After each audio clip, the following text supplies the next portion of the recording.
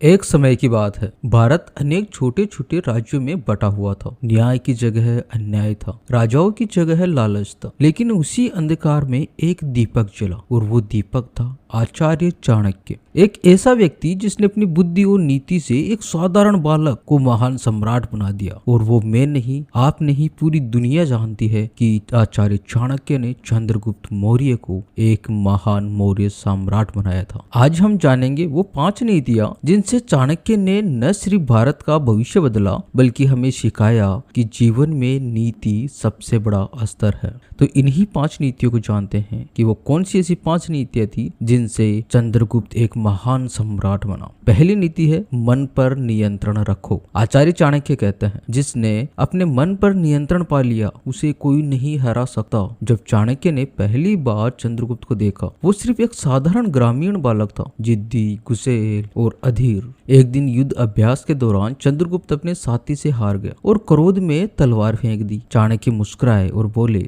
चंद्रगुप्त, अगर तुम अपने गुस्से को जीत लोगे तो पूरी दुनिया तुम्हारे चरणों में होगी। उस वक्त चंद्रगुप्त को ये चीज समझ में नहीं आई, लेकिन धीरे धीरे चंद्रगुप्त ने सीखा कि भावनाओं पर नियंत्रण रखना ही सबसे बड़ी शक्ति है। और वही गुस्सा जिसने उसे कमजोर किया था, बाद में उसी ने उसे वीर योद्धा बना दिया। दूसरी नीति है अपना रहस्य किसी को मत बताओ। आचार्य कहते हैं जब तक कार्य पूरा न हो जाए उसे किसी से मत कहो। जब उन्होंने नंद वंश के अत्याचारी राजा को हटाने की योजना बनाई तो ये रहस्य सिर्फ चाणक्य और चंद्रगुप्त को ही पता था। कई राजाओं ने उनसे पूछा, आचार्य आप क्या योजना बना रहे हैं? चाणक्य बस मुस्कुरा देते और कहते, समय आने पर जान जाओगे। अब आप खुद सोचिए, अगर उन्होंने अपनी योजना पहले ही बता दी होती तो शायद मौर्य साम्राज्य कभी बन ही नहीं पाता। इसलिए चाणक्य सिखाते हैं कर्म करो पर बोलो मत, परिणाम खुद बोलेगा। वक्त आएगा सब जान जाएंगे। इससे पहले आप किसी से कुछ शेयर मत करो, सिर्फ खुद तक सीमित रखो और उस पर कर्म करते रहो।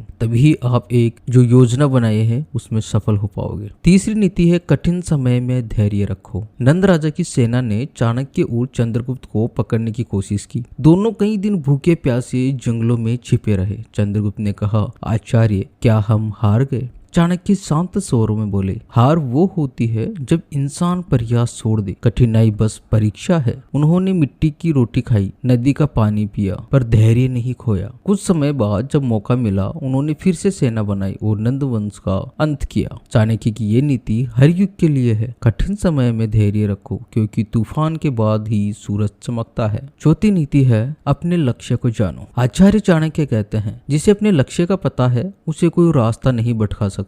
जब चंद्रगुप्त मौर्य युद्ध जीतने के लिए निकला तो कई बार उसके साथी डर गए, कई बार परिस्थितियां विपरीत हो गई, लेकिन चाणक्य ने उसे बार बार याद दिलाया, हमारा लक्ष्य केवल सिंहासन नहीं बल्कि भारत को एकजुट करना है। वो जानते थे कि एक बड़ा सपना देखने वाला ही बड़ा काम कर सकता है। और जब चंद्रगुप्त ने ये समझ लिया तो वो कभी रास्ते से नहीं भटका। इसी नीति ने उसे राजा से एक सम्राट बना दिया। पांचवी नीति है समय और अवसर को पहचानो।